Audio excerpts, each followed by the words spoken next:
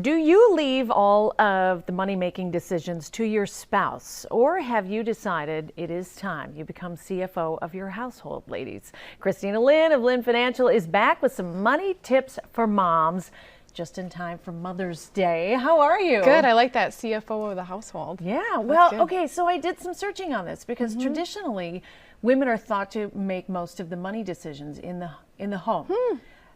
But I saw increasingly, especially the more recent articles, the last year or two, that women are leaving more of the decisions to the men in the home. Every family is different, but it does happen a lot where one spouse is just more comfortable with money, handling it, and so they just sort of leave that to them and they deal with other things like, you know, maybe they're more on point with the kids. So you have got some great advice, and some of this is from personal experience. Yeah, yes. I know you've been talking a lot about this. I've heard you did another radio interview, and I just happened to catch it, and you were talking about your own experience. Yeah, you always learn from the school of hard knocks the most, right? You say the focus is on the kids so often. You've really got to focus on what's happening with your finances. Yeah, you know, being a mom is so rewarding, but it's also very challenging because it's a selfless season of life.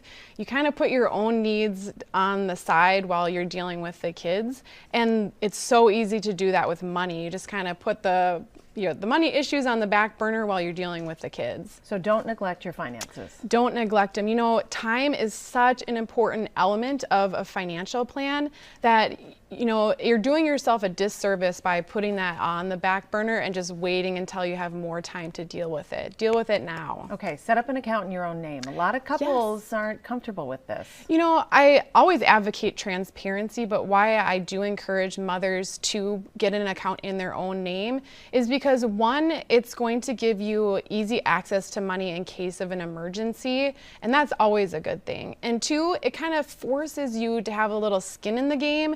You have to have a little bit of financial education and get a little bit more comfortable if it's going to be in your own name. And then just don't rely on your spouse.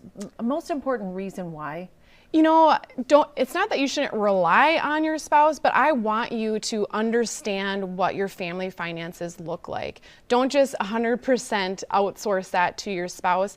Understand the money coming in, the expenses going out, what your investments are, and what your plan is. I want you to understand that and have a voice. All right, Christina, it's always great to have you in. Thank you, We're going to put a little bit more online, KDLT.com after the show here. And we'll see you back here in a couple of weeks, Christina. We'll be right back.